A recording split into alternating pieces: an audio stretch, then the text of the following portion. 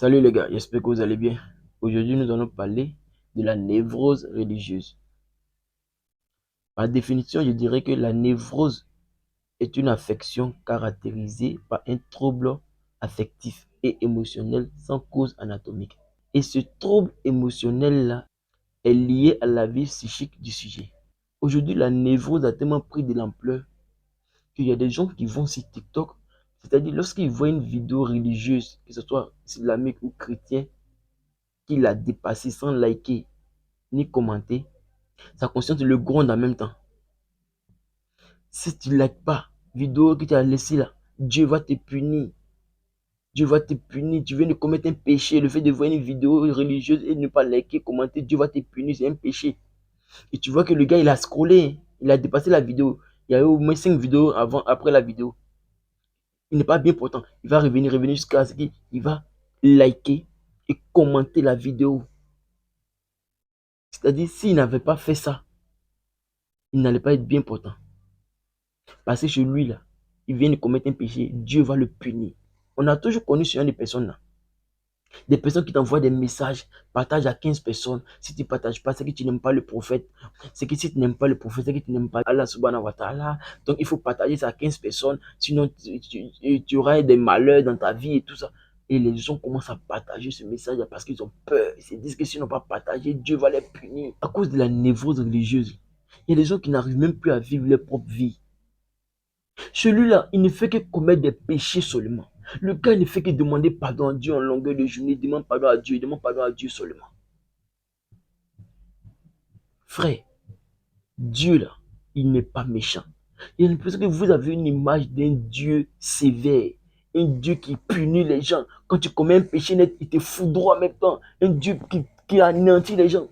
Vous avez une image d'un Dieu humain. Genre, quelqu'un qui est assis sur un trône babu avec les bras et tout ça comme nous.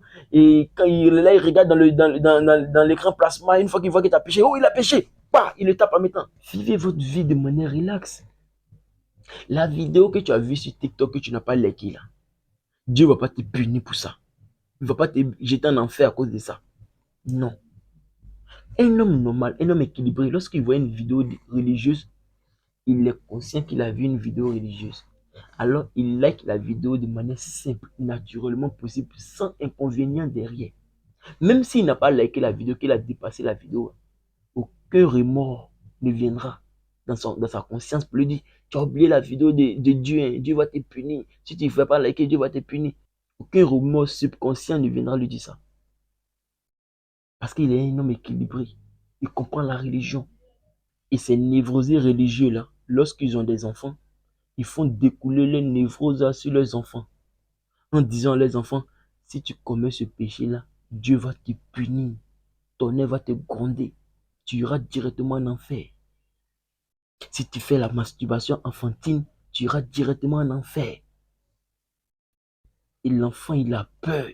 L'enfant, depuis il est petit, il a l'image d'un Dieu terrifiant, d'un Dieu sévère, qui punit les gens à chaque fois que tu commets un péché.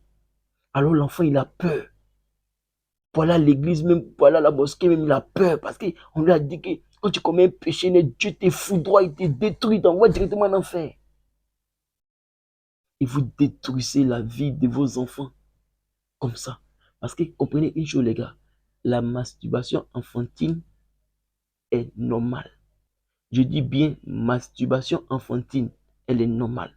Pour un enfant qui commence à ressentir ses parties génitales, lorsqu'il se masturbe, c'est normal pour un enfant. Et toi, le père, tu dois faire comprendre à ton enfant que c'est normal qu'il ait des envies sexuelles jusqu'à aller se masturber pour la première fois.